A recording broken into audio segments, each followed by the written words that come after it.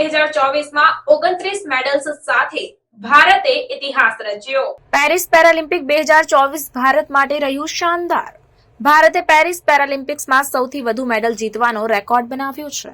ભારતે કુલ 29 મેડલ જીત્યા છે, જેમાં 7 ગોલ્ડ, 9 સિલ્વર અને 13 બ્રોન્ઝ મેડલ સામેલ છે। અગાઉ ભારતે ટોક્યો પેરાલિમ્પિક્સમાં સૌથી વધુ 19 મેડલ જીતવાનો રેકોર્ડ બનાવ્યો હતો, જેને પેરિસમાં પેરા ભારતીય એથ્લેટ્સે ગર્વ સાથે તોડ્યો હતો। ભારતે પેરાલિમ્પિકની છેલ્લી 2 આવૃત્તિઓમાં કુલ 48 મેડલ જીત્યા છે, જ્યારે અગાઉની 11 આવૃત્તિઓમાં ભારતે માત્ર 12 મેડલ જીત્યા હતા।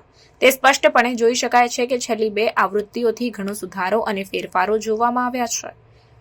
પેરિસ પહેલા ટોક્યો પેરાલિમ્પિકમાં 54 ભારતીય ખેલાડીઓએ ભાગ લીધો હતો, જે તે સમયે સૌથી મોટી ટીમ હતી। પછી પેરિસ પેરાલિમ્પિક્સમાં આ ભારતીય ટીમ મોટી થઈ। પેરિસમાં કુલ 84 પેરા ભારતીય ખેલાડીઓએ ભાગ લીધો હતો અને એક જ આવૃત્તિમાં સૌથી વધુ મેડલ જીતવાનો રેકોર્ડ બનાવીને ઇતિહાસ રચ્યો હતો।